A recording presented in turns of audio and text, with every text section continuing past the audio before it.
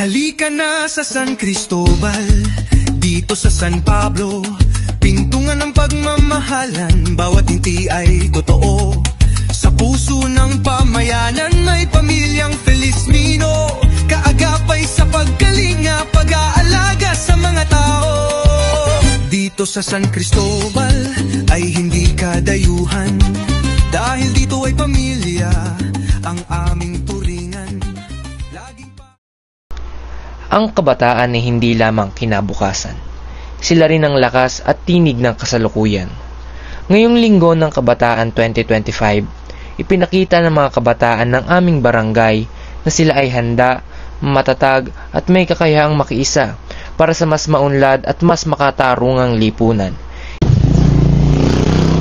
Magandang araw, SPCians. Kami ngayon ay nasa Barangay San Gregorio kung saan kasalukuyang ginaganap ang Linggo ng Kabataan ng Barangay San Cristobal na naglalayon na iangat ang representasyon nating mga kabataan na may temang Local Youth Action for the SDGs and Beyond o Sustainable Development Goals.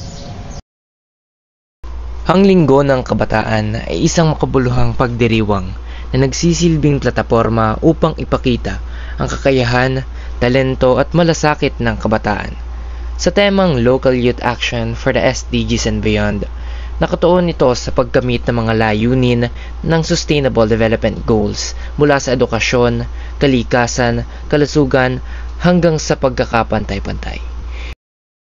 So yung United Nations or UN, no, ito ay kalipunan o samahan ng mga iba't ibang bansa kung saan Pilipinas ay kasapi din, no? Kasapi din tayo ng United Nations, ay nagkasundo na magkaroon tayo ng 17, yan, no, tandaan nyo ha, 17 development goals. No, tandaan nyo ha, 17 development goals. Ito ay pinangunahan ng sangguniang kabataan, katuwang ang mga organisasyon at volunteers sa barangay. Sama-samang kumilos ang kabataan, hindi lamang bilang tagasunod, kundi bilang mga lider at tagapagtaguyod ng pagbabago. Idinaos ang iba't ibang programa at aktibidad, mga seminar at talakayan, tagisan ng galing at mga larong nagpalakas ng samahan ng bawat isa. Bawat gawain ay patunay ng tapang, talino at malasakit ng mga kabataan para sa kanilang kapwa at sa kanilang bayan. Isang henerasyong mas mulat, mas aktibo at mas handang lumaban para sa tama. Nabuhay ang diwa ng pagkakaisa, sumigla ang partisipasyon ng kabataan, at higit sa lahat, nag-ugat sa komunidad ang kultura ng malasakit at responsibilidad. Magandang araw po, kami po ay mga humanista mula San Pablo, Calles. Maaari po ba namin makilala ang aming kasama ngayon? Ayan, isang mapagpalang umaga po sa ating lahat. Ako po ay si Vocal Benj Stephen A. Felizmino, ang SK Chairperson po ng Barangay San Cristobal, San Pablo City, at gayon din po ang SK Federation President po ng Lalawigan ng Laguna. Ayan, may konting katanungan lang po kami tungkol sa mga initiative na nangyari po ngayon. Sino po kaya ang nanguna o namuno sa initiative na ito?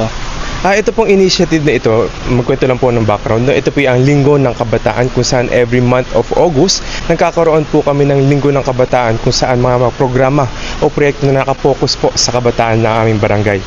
So ang nanguna po sa initiative nito, siyempre yung aking po mga SK Councils, kasama po ang inyong likod, upang magkaroon po ng mga programs like po nitong Linggo ng Kabataan.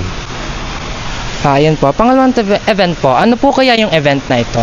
Ang event ito ay yung aming Linggo ng Kabataan kung saan yung ating team ay regarding sa mga SDG, yung Sustainable Development, kung saan nakapokus sila sa yung 17 goals ng United Nations na kailangan na makamit na 2030. So itong aming yung Youth Leadership Summit na ito, nagkaroon kami ng seminar, yung aming team building, at magkakaroon din kami ng quiz bee, at kung saan yung aming mga participants ay ginugrupo namin ang bawat grupo, at kanilang magpe-perform sila at magkakaroon ng kanilang mga activities. May mga activities kaming inihanda para sa kanilang mga kabataan.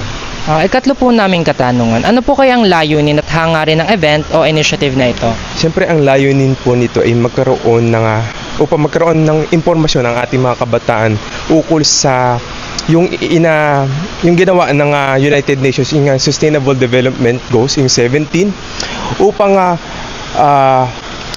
magkaroon ng alam mga kabataan at siyempre yung Sustainable Development Goals, napaka-importante nito, lalong-lalo na sa pagbabago ng ating komunidad, pagbabago ng ating bansa, at ganyan pagbabago ng mundo sa ikabubuti.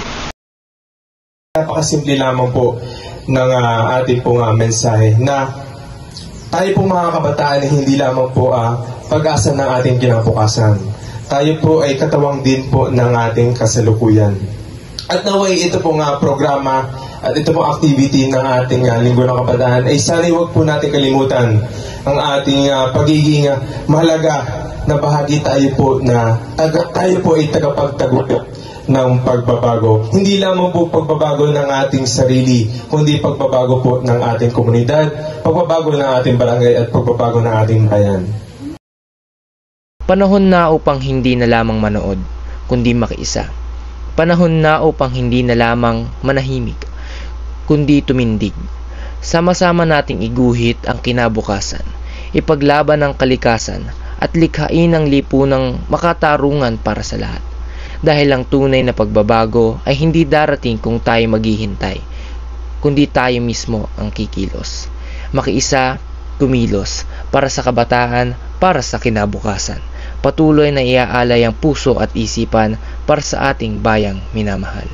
Laging paalala ng aming kapitan na bembong mahal, kaya pagsama-sama nagkakaisang nagtutulungan. Halika na, parito na, dito sa San Cristobal, makisaya at makipista, sa aming pumasyal. Halika na, parito na, dito sa San Cristobal, damhin ang lamig ng hangin, init ng pagmamahal. Ang kapitan